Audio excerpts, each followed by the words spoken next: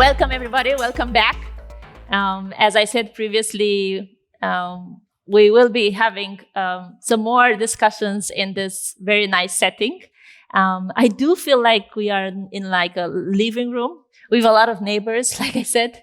And I do hope that you'll be enjoying our conversation. So welcome, Beniamin. In a discussion about Unfinished, which this year is around the theme of decentralization and around the theme of centering, I think it's a perfect match to have a discussion with somebody that is actually a doer towards this direction and it's working towards a decentralized future. So we are very happy to have you within Unfinished 2020. And I want to share with you a back-end type of discussion we had with the team when they were putting together this setting. So one of the things that I've done was to ask, tell me some stuff about Beniamin that you think that we can easily relate to and we can build this conversation around. And they said 3 things. So then let's check together how correct were they in that direction. So first thing that I have said was that we are both passionate about the future and we like to explore. And I do like to do that. And as we kind of all know, you are building towards that. So we can agree that we check on this one. Okay, so they were right, the first one. Then the second one, we entered into more personal discussions. So Christian said, I think you kind of both like kids because you didn't stop at 1.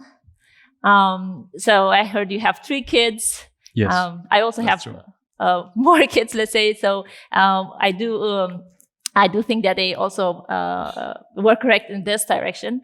And they said another thing, which at that time, the entire office found it quite a nice source of laugh. And that is, they said that you both kind of dislike Jacques, the official dog of the Unfinished Festival. This might also be true. Yeah. So then I know some people that are around here. And Christian, Capucine, sorry to say that. I think there are more on this list. But I'm happy to understand that we kind of have some points in which we can relate. Now, Beniamin, the more I read about blockchain, the more I have this impression that I don't understand a lot of things. Am I the only one? Yeah, great. So if during this conversation you do feel that there are very strong or heavy technical mistakes that we do, please feel free to correct us. We are an entire community of people that want to learn. They want to learn about you, but we also want to learn in general. So please feel free to tell us how we should have said it properly. So you are seen as a tech visionary. Yeah, you have built Elrond, which started like from the really scratch to have this entire new blockchain infrastructure and to translate it into industry scale blockchain. If I go back to my own words, I'm thinking of it like, you take the system, the financial system in this perspective, and you add a layer of intelligence, decentralization, digitalization, and then you offer to anybody, anywhere, access to it. Is this how you have also visioned Elrond? Yeah, so first of all, really great to be here and have the conversation. Yeah, maybe a good and simple way of thinking about blockchains is as a kind of new type of computer or computational platform with a few different types of primitives. So you get this idea of transparency, you get this idea of strong cryptographic guarantees, and then programmable contracts. If you boil those down, then and think about a new computer that allows you to play with these Lego blocks, you definitely can immediately see what new type of applications you can build that are incomparably more efficient or interesting and useful in new ways that we could not have built with the tools that we've had up until this point. Yeah. When I hear you thinking, and then I think back of what I said, that we both have kids, and I'm sure yours are also curious. When they ask you, what do you do when you go to the office? I think there is a different answer than the one that you have just shared with us. Like, what do you tell them? What do you do? What does Elrond does? Well, Richard, for instance, who is 8 years old, I literally take to the office because it's much simpler for him to get a sense of what's happening, what people are building, and so forth. And then we definitely discuss, but for him, I think one of the most interesting or fascinating applications around blockchain technology will be the metaverse. And since he plays a lot of Minecraft and Roblox, whenever he hears about that, he wants to do a deeper dive into the conversation. Yeah, that sounds really interesting. I was mentioning at the beginning that you and together with your team, you are imagining this future for the moment of the financial system. I'm sure there were some challenges at the beginning. But what was one of those most reluctant thing that you have been told or that you have heard when you kickstarted this venture? I was just discussing this maybe last week or so with some of the guys in our team, that sometimes it's extremely easy to forget how things were in the early days. Just because you have it a lot better today, the mind tends to edit your memories. And so if it's very, very good, then you tend to sort of forget the challenging times and so forth. But at Elrond, we've built something that is, even today, sometimes hard to understand in terms of technical requirements, the platform, the challenges around the platform that we built. But in preparation for that, there were, or in the process of doing that, there were definitely a few things that I'd say have changed everything we've done. And one of those things was, from the outset, the idea of finding exceptional people with technical backgrounds that could extrapolate their knowledge really quickly in other fields, although they maybe did not have any kind of experience in the new fields. And so we intentionally chose people with which we could literally build rockets. And the idea was that if we have this type of people with which we work on the problems, then the problems will become something super cool to work on rather than things that kill you. And so this was one of those things that was extremely difficult to do. It's much easier said than done. Discovering this type of people, working with them in the process of bringing them in. Very smart and technical people are usually not the most, not the one with the largest risk appetite, especially when something is really early on and so forth. So getting each of the key people to join the team was an entire, I could literally write a book. So how did you do it? So then you had this dream, yeah? You had your own purpose, and then you had to convince each of them, because like you say, they all have different personalities, different drivers, I imagine, maybe different priorities in their life at that moment. Like, how did you take each of them and make them part of your dream? The key point here is that this is much bigger than one person. So really smart people, again, and resourceful people look for challenges that could have a high impact on society. So whoever is smart is generally in the back of their head looking for these types of challenges. And so the discussion was much more on what type of challenge we're facing and then what potential impact this could have. As soon as you become aware that this might be the thing that could potentially have the largest impact of our generation in some way as a technology, then things become a lot more interesting because you cannot sleep thinking about if this can really be done, what would actually be required, and then how things could be made so that the people can join. As I said, with each of the people, there was an entire conversation and process. First, starting with some very difficult technical challenges.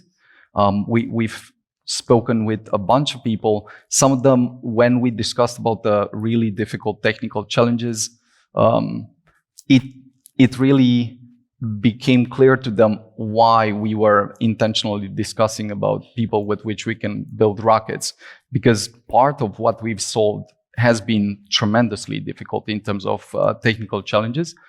But then working with the people to join, to leave some of the good places they had, jobs and so forth, was something that we took very, very seriously. And then with this type of theme, working on a really compelling challenge to validate this new concept for the platform was a different challenge in itself. So not only were the people basically, let's say, invited to a conversation at first. This was a casual conversation that turned out into something.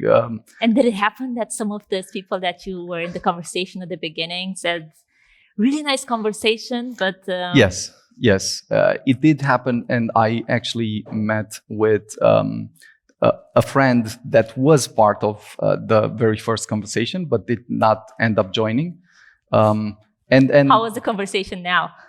I mean, it could have been a lot better for him, I'd say, if he joined. But the nice things about this things is that they offer streams of potential roads into the future. With most of the people that we've had discussions, it's always useful to see where they are, what they've been doing, and reconnect. We seldom have time to let's say, reconnect and look at things. But I do believe it's important, instructive, and always insightful to look back at these things, try to make sense of them, try to see if there were some things that could have been, let's say, made different or improved. But since they worked out, although we could have died 100 times, at least that's a good progress that we've made. Yeah, so I remain with this conclusion that it's really important to kind of look back before we look forward again. And then now looking further into the future, you said we have this challenge and now it's very much related to the financial system. Where else do you see, as a domain or as an application, do you see the benefits of what you guys are building now? Where else do you see the benefits in the future being applied to? Taking the metaphor with the computer that has this new Lego blocks, let's say primitives, which are transparency, strong cryptographic guarantees, and programmable contracts, for instance, you can immediately see at least 4 types of applications that will become, I think, very fundamental to what we do in the near future and also distant future. One of which I think is very, very seldom discussed or understood for now, which is a deep truth set of applications. What does that mean?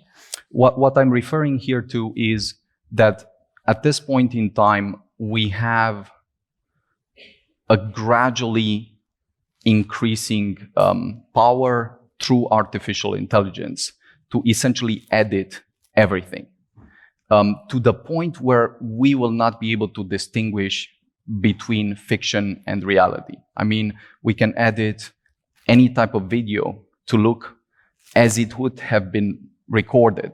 Okay, so we blurry the lines between the real life and the exactly. And this is like video, photos, documents. The point of us being able to edit everything leads us to a few questions. One, what's real? That's a very important question. Very, very important. And I believe that until it's philosophical, it's one thing. Like people will say, okay, we know what's real, it's very easy and so forth. But this only applies until you see a video with the president of the United States that's a deep fake that does something super stupid or super, let's say, problematic. And then at that point, you'll see that this very easily can lead to a type of digital terrorism where the entire stock market collapses because of a video like that, which is a very small thing, but put in that type of context, makes it a very strong requirement for us to be able to have something through which we tell what's real, what's not, apply to videos, apply to, let's say, images, but then also apply to documents, because this leads us to a much deeper question, which is, if I have a very strong tool through which I can literally edit any type of document, then maybe if I'm a dystopian state, I do what the Soviets have done and edit some people out of history, which is like dystopia in a way where Orwell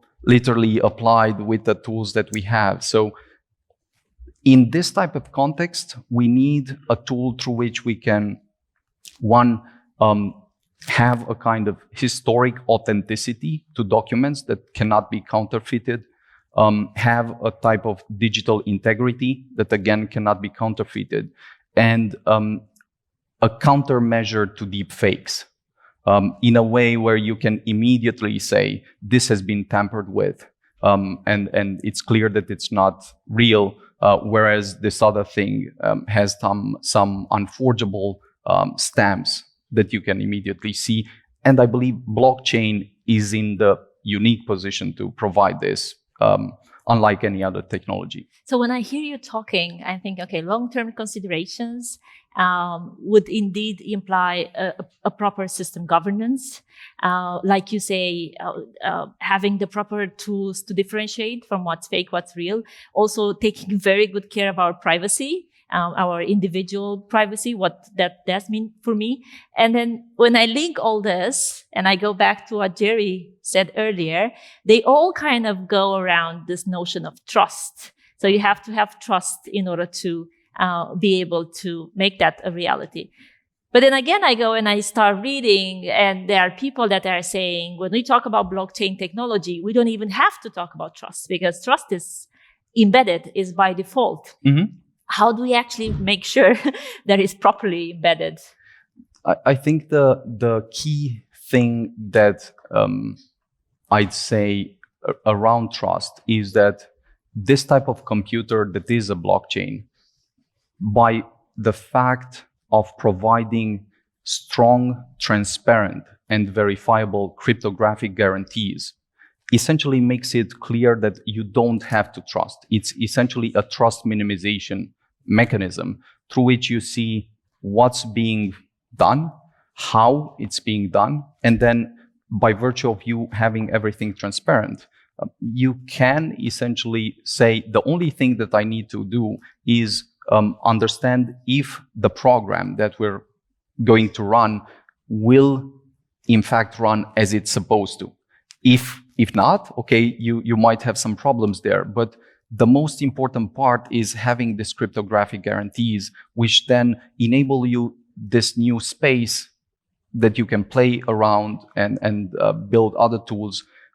You've mentioned that finance is a different type of set of applications. So finance, thinking about having digital money, having all the financial applications natively digitally rebuilt with sort of automated systems that are transparent, and then extending this to the entire world is definitely opening a new space for applications that need to be built.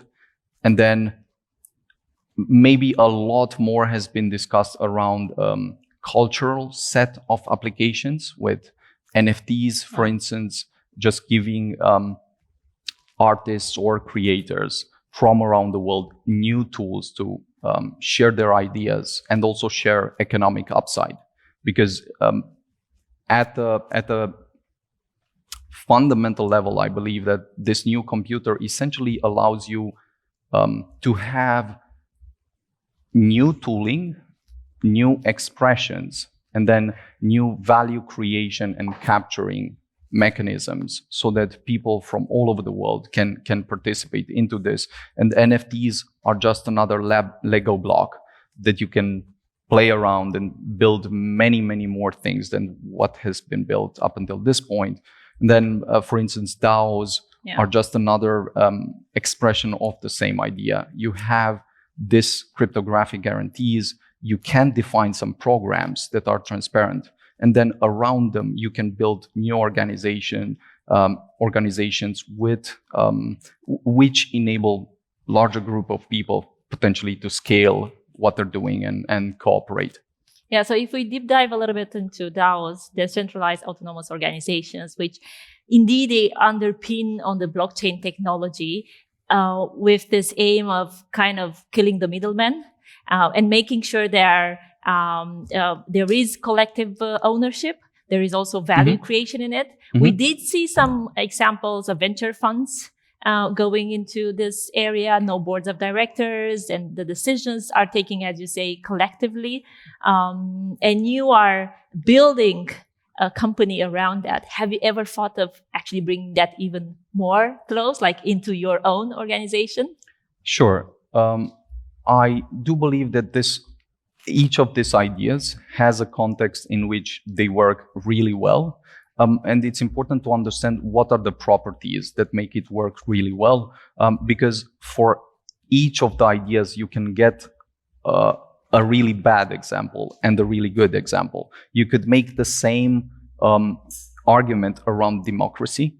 Like you could show that democracy is essentially a version of society where nothing happens. It's a tragedy of the commons all over again, a lot of corruption and so forth, no will to actually do anything. But you could also show that democracy essentially saves you and protects you from a tyrant in really difficult times and so forth. So what we believe is essentially not looking at the tools first, but looking at the context and seeing what do we want to achieve.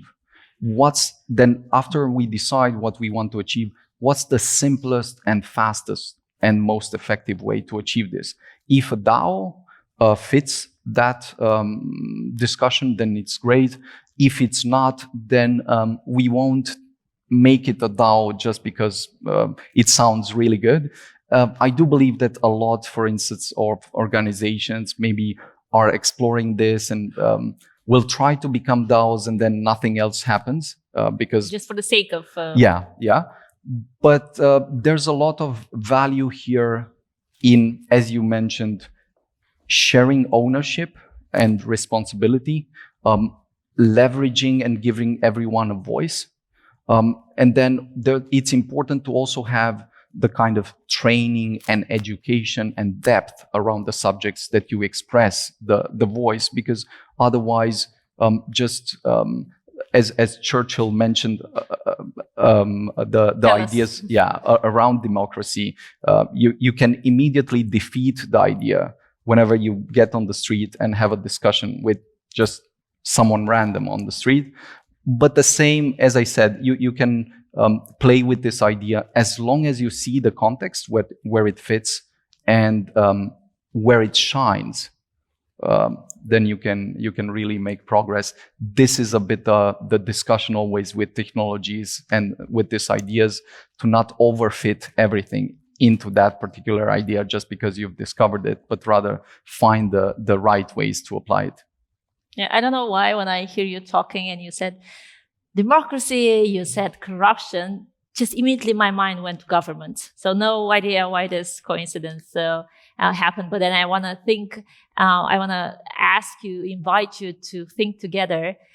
If we were to vision, because we are at this talk that invites us to imagination, and I do like to work with futures thinking. So if we were to vision a future, a 2030, let's say, or a 2040, in which governments don't really support or they don't really comply with the crypto world, what are some of the opportunities that you think that we are missing, we as a society? First of all, I would say and make the case that with blockchain technology solved and specifically building a blockchain technology that can scale to work at a performance equal to the internet, and then one that is accessible to anyone, as we are trying to build at Elrond, I believe could open a generational opportunity across the entire spectrum of fields, whether you look at economics and just rebuilding the financial system, rebuilding money, opening the money to the entire world, and so forth. So making this accessible and applying it in society would potentially create a very strong GDP multiplier.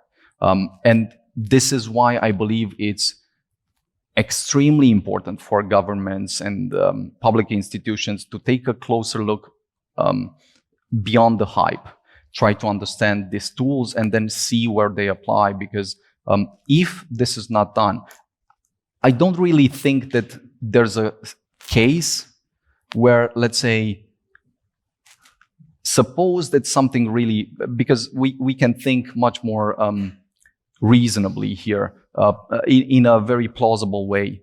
Suppose that the entire field is outlawed or banned. Yeah. Why would that happen? Well, I only see a situation where something so bad happens. Like what? What could be some of like this? like something maybe 100 or 1,000 times worse than what has happened with the Luna situation and Terra Luna collapse. Can you in share the a last little bit more period. details on that? Basically, there was a project that was around 50 billions in value that had a bug in the financial design of the architecture, which was exploited, which made the entire project collapse, which made the entire system lose something similar in value to the financial collapse that happened in 2008. So that is really bad, but the entire system was extremely robust. The people learned from this really bad example, and there's always challenges, potential challenges like this. If there were something where, let's say, 3 to 5 top 10 projects prove out to be buggy from a cryptographic dimension, then you could see a lot of trust being lost, a lot of, let's say, bans being applied just for the argument of protecting the population. I don't really see a situation, on the other hand, excluding this type of, let's say, apocalypse or cataclysmic events that you could apply to almost everything. I mean, if we really use quantum cryptography, then, of course, as soon as we have the first computers that would break current cryptographic models, you'll see an immediate requirement for everyone to change their models, because otherwise the banking system would not work, the internet would not work. You'll have much larger problems than the blockchain space. Yeah, correct, but these are very good signposts for us to watch and to know towards what direction we are going. You know, I saw this analogy because you were mentioning cipher and cryptography, and I saw this analogy that Bitcoin is for cypherpunks, Ethereum is for developers. And then I want to ask you, like, what's Elrond for? What is your vision around that? Indeed, I said this, I think, in an earlier discussion sometime, that I do believe that there was a moment for Bitcoin, and the moment was sort of tying it to the zeitgeist of the cyberpunks. So people that were deep into cryptography and so forth, and then were sort of libertarian at the fringe of cultural movements and so forth. Then, of course, Ethereum moved to developers and open up a larger conversations with developers. I do believe that Elrond is the layer or the platform that will open this type of technology to the average internet users. So common people. Exactly. Okay. Just abstracting this technology and offering an interface to have digital assets, to own this type of digital property, to enable digital signatures, for instance, that are unforgeable and so forth, to access this new suite of applications without having to deal with rocket science behind the bit, is the thing that we perhaps need most, in addition to the scalability. So scalability is a given. Unless we solve this, there's no large-scale adoption. But having a simple, compelling user interface that enables everyone to interact with this type of applications that we were mentioning in a way that you don't have to understand the stuff. You just immediately understand the benefits. You can play with the technology and it feels like play. That's something that I believe will open the new wave of adoption. But is it comfortable to kind of play with something that you don't really understand? I mean, most of the things that we play with today, most people, I'd say, don't really understand, like the internet. Most people don't understand email in the sense that it uses the SMTP protocol and how the data is routed and so forth.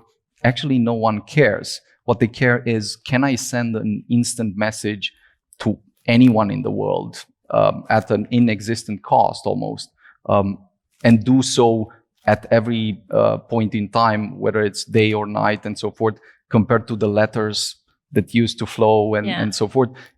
I do think it will be the same with finance, for instance, and then you can apply this to all the other assets, value creations and so forth. If you can have a financial system that enables you to have any type of asset expressed digitally, moved and exchanged almost instantly with anyone in the world at a trivial cost, so that you can literally invent new fields, play with them, finance them, and iterate on them, that will accelerate the global economic growth probably more than any other one technology. Yeah, I liked when I read, I think it's also one of your previous articles, you were mentioning about this transition from a book to an e-book, from mails to emails, from commerce that we used to have and we still have, but it's shifted dramatically towards e-commerce. And then the mantra behind was that we moved from gold to e-gold. So if we were to think even more than that, what other E's do you think of? Well, it's the thing that maybe we should assume in this type of technological conversation is that almost everything we can think of in terms of advancements that have a clear positive impact will happen. The only question is in what time frame. So most of the things that even when someone makes fun of some idea that happened, I'm not sure, maybe 50 years ago or 100 years ago, the people that make fun in retrospect always look super stupid. And sometimes they're not stupid people. Sometimes they are stupid people, but sometimes they're not stupid people. And so when you see economists like different type of Nobel laureates that make claims about things they don't understand, about the internet being a fad and just passing by and it will be irrelevant and so forth, and an entire list of people discussing stuff like that, you immediately understand how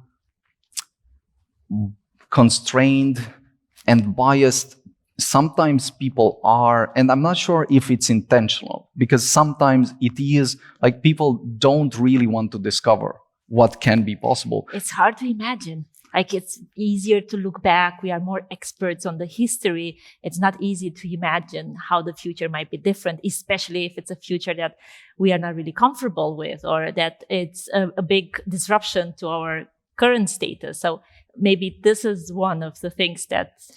Yeah, maybe it applies in some respects, but at least if you would only make one prediction and you'd make it very lightly, this would assume that you're, let's say, aware that history is much easier to make sense of, and not even that. So even history is written mostly by the victors, and you have a different type of stories told after they happen.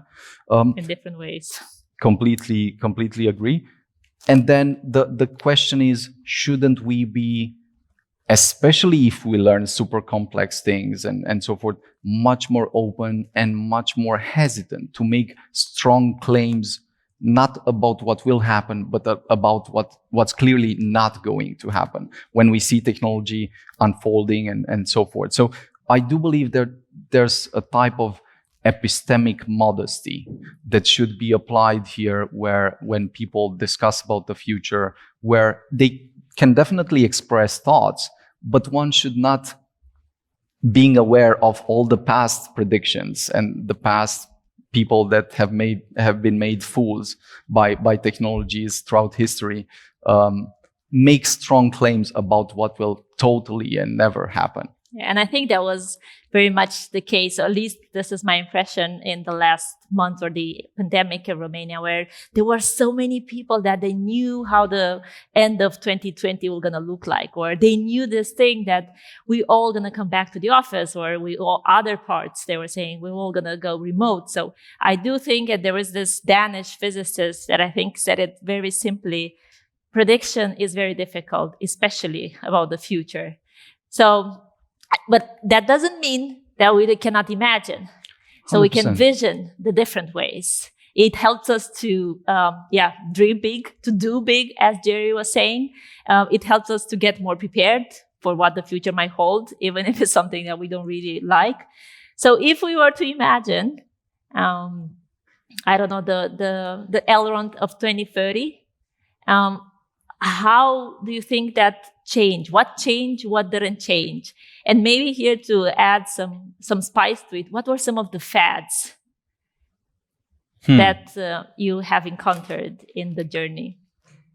It's a visioning exercise, sure. No predictions, so we don't know for sure. Don't invest best on these decisions. I would say that everything I've said before doesn't mean that you cannot make strong predictions or even make claims that the future might be in some way, just because you're building something specific that you believe will change the future in a certain way. I do believe that there's a path to that, and that's warranted as long as there's a case. Yeah. And looking to the future, there's a path that's very clear, where taking these ideas that we're discussing about and maybe applying blockchain to finance first and taking this to the limit, it's clear that we can very easily see a path where we do have a financial system that is expressing everything we have around the world instantly, more openly to everyone around the world. And there are more than 1.7 billion people that don't have access to this type of tools and resources. And that's extremely important to open it up. And then do so with money, do so with financial instruments, derivatives, and so forth. Do so in a way that enables startups to iterate faster, companies to express and capture value more effectively, and so forth.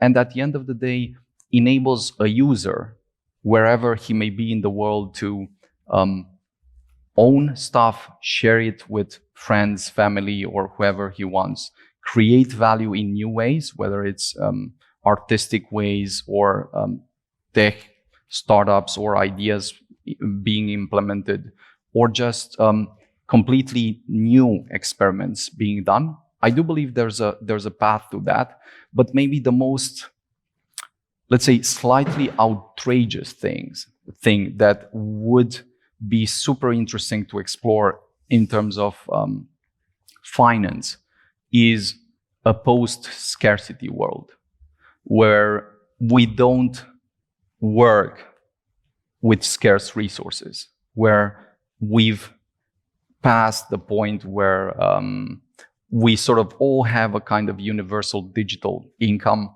in some way different for different people, depending on what they do, working on this type of extremely effective and advanced technology. And then if you don't rely on scarcity to drive everything, to prioritize things, perhaps the most important part is the problems, challenges, or super fascinating things that we would be able to concentrate on and focus on with the most brilliant minds we have, and how this, in fact, might accelerate almost any other technology that we want to advance or bring forth. So moving to a post-scarcity world might be the equivalent of reusable rockets, but applied in the financial or let's say economic space. It's super difficult. You could see many challenges, and some say it might not even work, as they said with reusable rockets as well. But I'd say that once you start seeing that type of scenario where you organize around something different than limited and scarce resources that you don't have, that we might, for the first time, find ways to build new technologies, new tools, and accelerate the entire progress of humanity. Yeah, you have very complex dreaming process. Are there any other things that you dream of, maybe less complex than that? I mean, I'd not say that this is a dream. So I do think that we're going to achieve something like this. The only question is time. Yeah. But there are definitely problems. What I'm always very curious about, and I spend a lot of time thinking about, is what are the very few technologies that can be put on the scale of evolution in terms of impact they could have on society or on humanity. And if you apply this type of filter, it's very few technologies, because there are only a few things that can be put on the scale of evolution if you zoom out and think about those.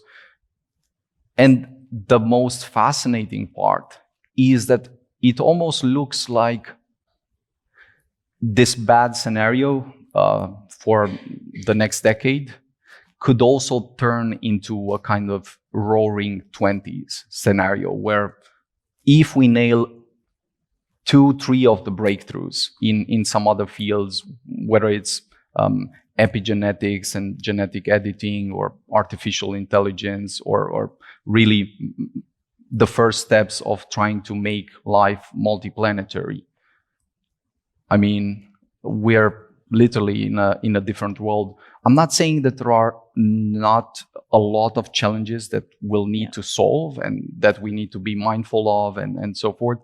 But I do believe that for this period that we live, by and large, most people do have it a lot better than the entire history, previous part of the history that and we sometimes we are not aware of that. Totally not aware. I mean, the lives that kings have lived, now we take for granted. Like having access to all of that. Most tools that we take for granted today are not even aware of, were things that kings and emperors sometimes did not have. But this is the problem with the sort of hedonic treadmill, that once you get used to some new pleasure, you can see it for a few days and so forth, but then you normalize that and you cannot see it anymore. So it's good to, from time to time at least, step back, look at the things in perspective. Like how is this compared to other periods in history? How is this compared to even our parents? And just doing or putting in the effort is extremely, extremely important, because it's thinking about the future and then saying things are inevitable can be the most challenging trap. You can easily get complacent, assume things, and even things the won't fatalist happen. a little bit, like you stay in this comfortable position and the future is just happening around you. And then sometimes we just need to get into the field and be part of it and not just observe, because we can be part of creating this entire future. I do have one last question, because I do want to keep some time if there are questions from the audience to kind of invite you here in the living room, in the co-living room. And one of the questions that I do want to ask you is, because we are in this setting in which everything is in progress and we do walk with a certain familiarity and there is a community. I was wondering what's unfinished for you at this stage in your life? I'd say almost everything. Work in progress. It almost seems like at a higher level, once you understand that almost everything you do, you can do better, that almost everything you write, express, think about, sort of never reaches this point of being completely finished, having the ultimate insight that will not be exceeded and so forth.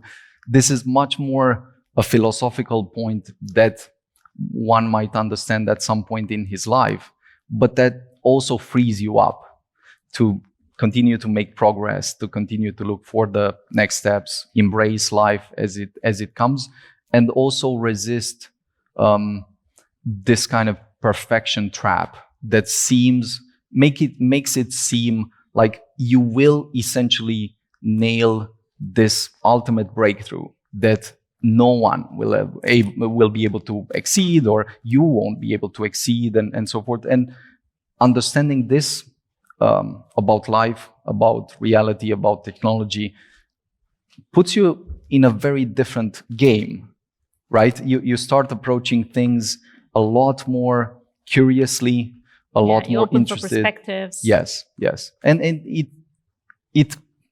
it seems like these are traps that our minds create. Once you sort of see the bugs as they unfold, then you at least can continue life.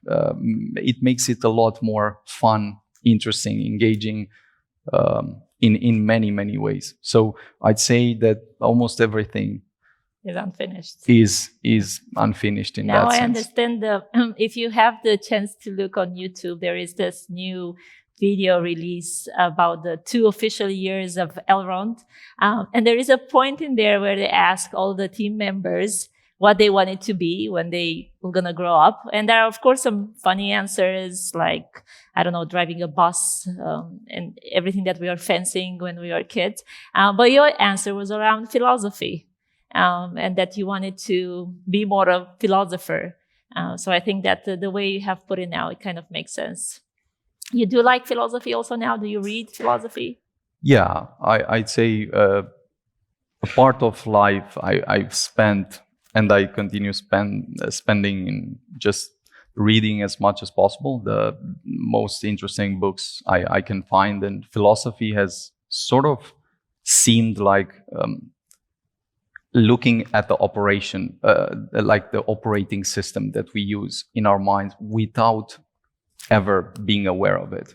So looking at philosophy, it's almost like opening a window and then seeing, so this is how we make some conclusions, this is what we use. And the question is always, can this operating system, if it exists like that, be updated? And I like, this has been one of the most important insights for me, because once you recognize this, then again, life becomes super interesting because you want to always keep updating stuff. Reality doesn't stop. Whatever you learned will change. The entire context will change. And understanding this fundamental element of change makes life a lot simpler and a lot more interesting. Yeah. Thank you very much for sharing all that information with us. We do have, yes. It does help to hear some sound from time to time because of the lights, we don't really see you that well. So I'm happy to figure out that you are still all here. If there are any questions that you would like to address, like I said, we do have few minutes for that.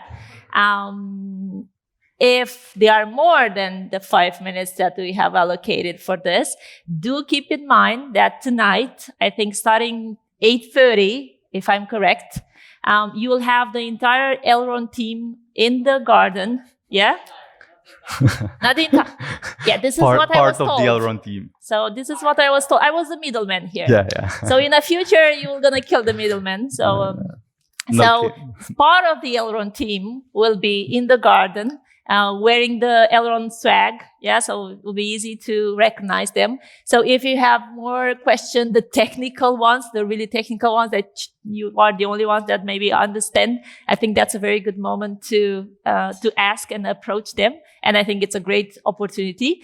They do like to be challenged. And I think you all agree that even if you have different opinions and it's a controversial subject still, so that's a very good moment. But let's hear if there are now some questions.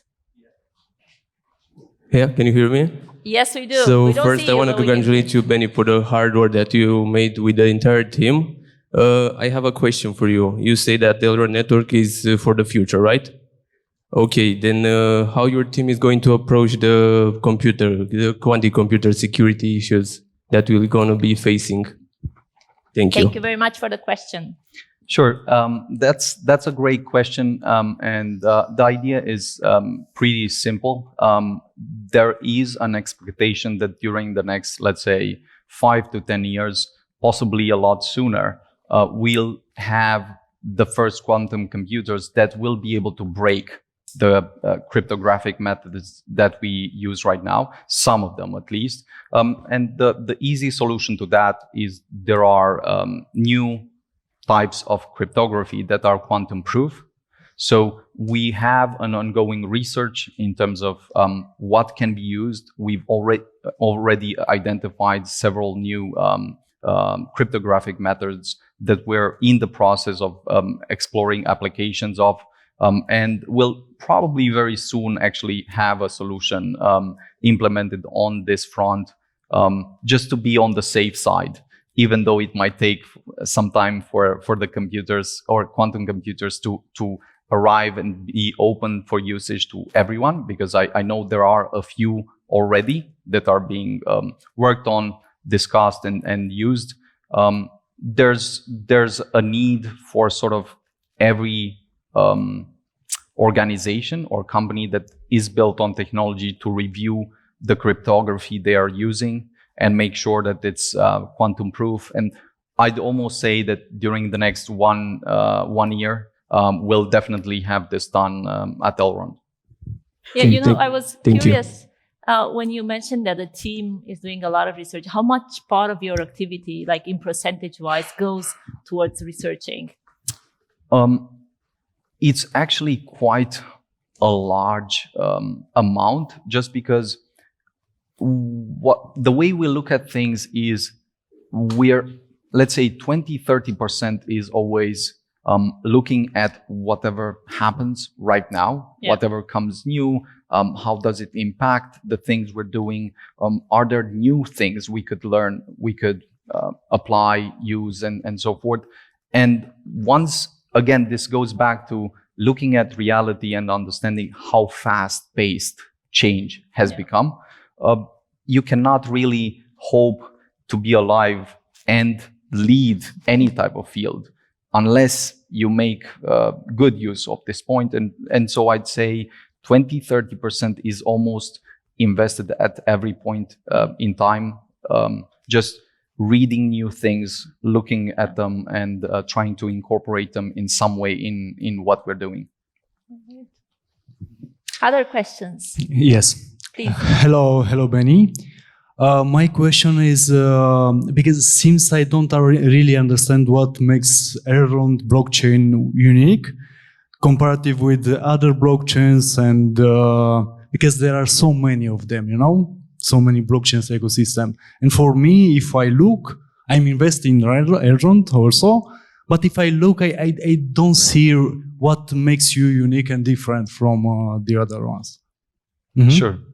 The key points I'd say are this. Elrond has been built with two ideas in mind. One, understanding that the challenge for blockchains at first will be scaling. So unless you can perform transactions and process them in a similar way as the internet does, so super high scale, super low latency, and make this happen in a reasonable time frame, then we won't have widespread blockchain adoption.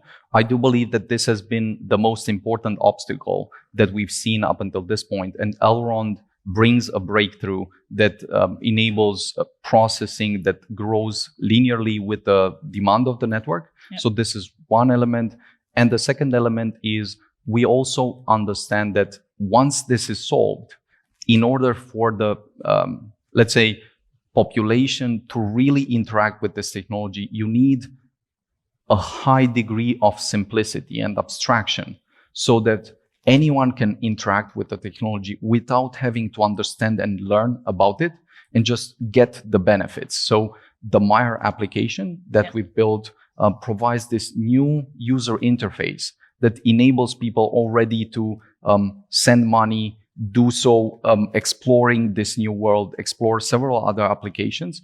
And this will very soon be actually taken to the next level. So having a user interface that enables anyone on the internet to interact with this new financial system, I do believe will be the most important part, especially with every new application that we're actually adding. Thank you. Hi. So we've talked a lot about trust in this evening. Blockchain is supposed to be this amazing new technology that is going to revolutionize every part of our lives, right? And it started with the financial domain. And to be honest, I'm not a geek. I don't understand much of it. I expect 99% of the population of Romania and worldwide doesn't understand it. So, but what I have seen is it's constantly associated with a lot of not good things, like, I don't know, scams, or that crypto bro communities that are a lot of bullies online. It's associated with dark money behind crime. It's associated with businesses falling through, like Luna, you mentioned. How do you build that trust? Because with 99% of the population not understanding that technology, it's quite difficult. So that's my first question. How do you build that trust? And how do you make it transparent? Because we don't have the time and the resources to go into understanding the technology. So that's the first question. And secondly, you've talked about a post-scarcity world. How would food and energy look in that world? Because technology doesn't fix, in my mind, it doesn't fix what we put on the table, right? Yeah. Can I say something before you say? I think the first question is very much related to what Jerry was saying earlier, that we also need contrarians. So I think it's very good that there are a lot of these examples that we can learn from in order to be able to evolve. Please. So the first question is much more a reflection of the natural process of how technology actually diffuse and get adopted. If you remember, this was very much the argument against the internet. And at different points in time, this has really applied. to the internet. Like the internet is used only for bad stuff. Yeah. It's just for porn. No one cares of it. No, there's absolutely no utility, no value, and this is how it will remain. The key thing to understand about blockchains is there will be in any new sort of permissionless innovation space a lot of experimentation, and some of the experimentation will be bad. Now, humans being humans always tend to focus on something bad that happens, amplify it to the maximum, and then literally tell an entire story about that, neglecting everything good that's sort of happening. So I do agree that there are some challenges around the different things that are happening, but actually each of these examples just says proves a very important point. Namely, as soon as you'll have the largest mainstream application being adopted, what you'll have is an immediate paradigm shift where people that were contrarian, and contrarian is not the right word, maybe opposed to the idea and not open to it, and so forth, will shift to using the idea because it becomes obvious how this can be used and so forth. So whether it's just understanding startup iterations, that some of the startups fail, some of the startups are built, whether it's essentially looking at, for instance, money laundering and understanding that the last studies sort of show that less than 1% of transactions in any type of blockchain are used for that. And the most important money form to launder money in is the US dollar. It's still that. And for almost each of the arguments, you could immediately see there's a granularity to it, there's an objection, and then there's also a reality or lessons that can be used. And maybe the most important part is as soon as we have the first application that is widespread and goes to the mainstream, then the narrative will shift. And then the last point, with respect to the food and to the energy, I think there's a deeper question here that has been sort of historically, there has been a lot of discussion on what would be, let me state it this, suppose that an alien would discover human civilization. How would they rate? What would be the objective metrics by which you could immediately say how advanced they were? And there's everything sort of boils down to energy. And there's the, let's say, level 1 Kardashev. This is called the Kardashev scale. There's a level 1, level 2, level 3, and so forth. But essentially, it means that if we have or understand how to use resources, we can essentially share the resources and advance much faster. So us being able to use the resources very, very effectively on Earth is sort of level 1. Harnessing the entire energy we have here, using the energy in the entire solar system is a kind of level 2. And you could move beyond that.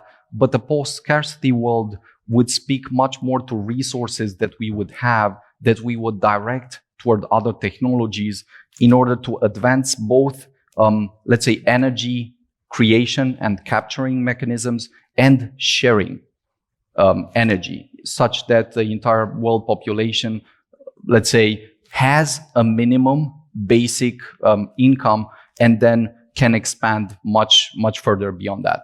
Now we really want to thank you for taking the time.